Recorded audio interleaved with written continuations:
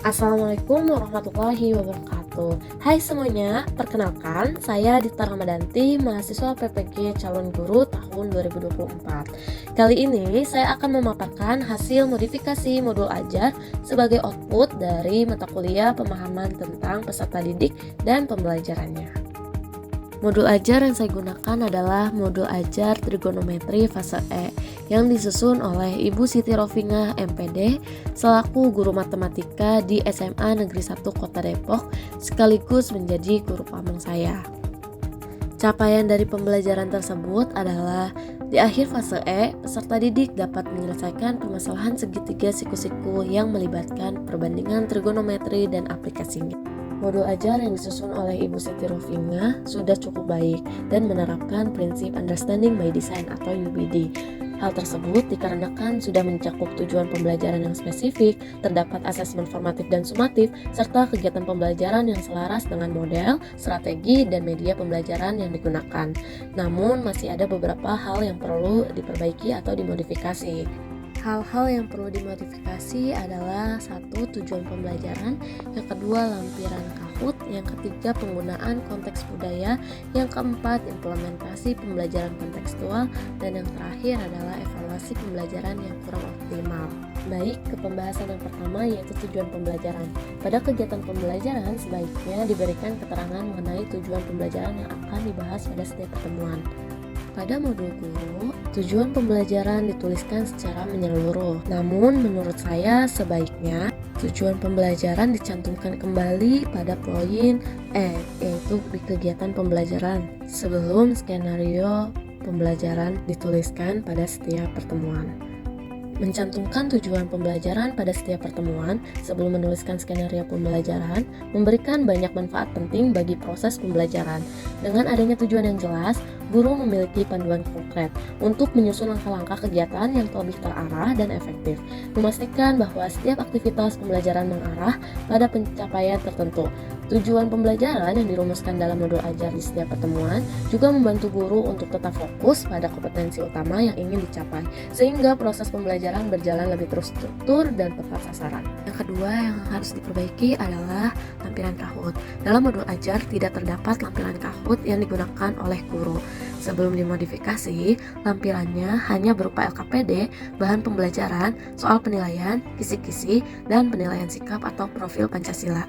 Setelah saya modifikasi, saya mencantumkan yang pertama LKPD, yang kedua PPT atau bahan pembelajaran, yang ketiga soal penilaian, yang keempat kisi-kisi serta rubrik penilaian, selanjutnya penilaian sikap atau profil Pancasila serta Kahoot. Nah, di sini saya hanya memodifikasi bagian melampirkan Kahootnya. Di sini ada contoh lampiran penggunaan Kahoot.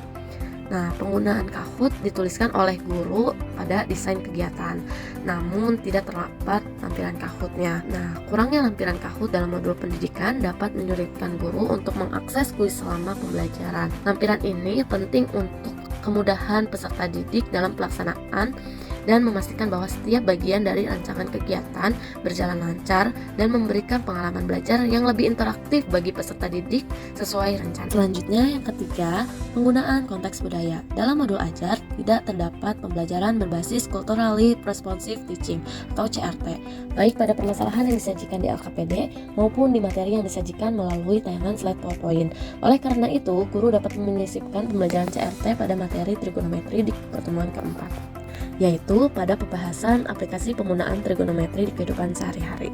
Guru dapat menambahkan soal formatif setelah peserta didik menyelesaikan LKPD praktik pembelajaran yang menggunakan alat kronometer.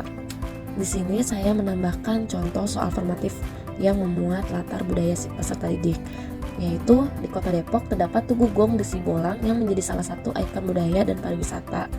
Peserta didik berdiri pada jarak 60 meter dari dasar tugu. Dari posisi tersebut, mereka mengukur sudut elevasi ke puncak tugu dan menemukan sudut tersebut adalah 35 derajat. Nah, pertanyaannya adalah berapa tinggi tugu Gong Sibolang dari permukaan tanah? Yang keempat yaitu implementasi pembelajaran kontekstual. Pada modul ajar, implementasi pembelajaran kontekstual pada materi perbandingan trigonometri di pertemuan ketiga menurut saya kurang tepat. Dalam modul ajar pada pertemuan ketiga tertulis bahwa permasalahan dan LKPD yang diberikan guru berbasis kontekstual. Namun setelah diamati lebih lanjut, dengan melihat materi yang disajikan dengan slide PowerPoint dan permasalahan di LKPD, tidak ditemukannya pembelajaran berbasis kontekstual. Untuk itu, di pertemuan ketiga, guru dapat menyajikan permasalahan kontekstual materi dengan perbandingan trigonometri pada sudut istimewa dengan soal berikut, yaitu contoh soal yang saya tuliskan dalam modifikasi modul ajar adalah rumah adat Ajung merupakan rumah tradisional milik suku Dayak yang tinggal di Kalimantan. Bentuk rumah adat ini berbentuk persegi panjang dengan atap yang disebut atap banjong. Rumah ini terdiri dari 3 bagian, yaitu ruang tamu di bagian depan yang berfungsi untuk menerima tamu, ruang keluarga di bagian tengah sebagai tempat berkumpul, dan ruang tidur di bagian belakang yang merupakan area privasi keluarga.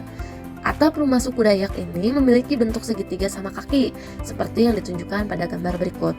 Salah satu atap rumahnya membentuk segitiga. Milik warga suku Dayak memiliki ukuran alas segitiga sepanjang 6 meter dan sisi miring atap segitiga sepanjang 10 meter. Jika sudut yang terbentuk antara alas atap dan sisi miring adalah 45 derajat, maka tentukanlah tinggi atap rumah. Kemudian saya juga mencantumkan soal lanjutan, yaitu aplikasikanlah perbandingan trigonometri pada segitiga siku-siku tersebut untuk menentukan A sin 60 derajat, B cos 60 derajat, dan seterusnya. Yang terakhir yaitu evaluasi pembelajaran yang dibuat oleh guru menurut saya kurang optimal sehingga perlu dimodifikasi. Karena soal penilaian hanya berupa pilihan ganda sehingga pengukuran kemampuan peserta didik terhadap materi tidak sesuai dengan keterampilan 4C, yaitu critical thinking, creativity, collaboration, dan communication. Kemudian dalam kisi-kisi, skor yang dibuat oleh guru pada setiap nomor disamaratakan, yaitu bernilai 10.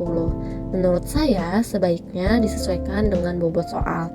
Selain itu, rubrik penilaian yang dibuat oleh guru tidak dijabarkan lebih jelas sesuai tingkat kesulitan setiap nomor. Sehingga saya memodifikasi kisi-kisi pembelajaran dengan menambahkan level kognitif serta menambahkan skor sesuai dengan bobot soal, dan juga saya menambahkan cara penilaian skor akhir dari asesmen sumatif tersebut. Terima kasih semuanya yang sudah menonton. Sampai jumpa di lain waktu. Wassalamualaikum warahmatullahi wabarakatuh. Dadah.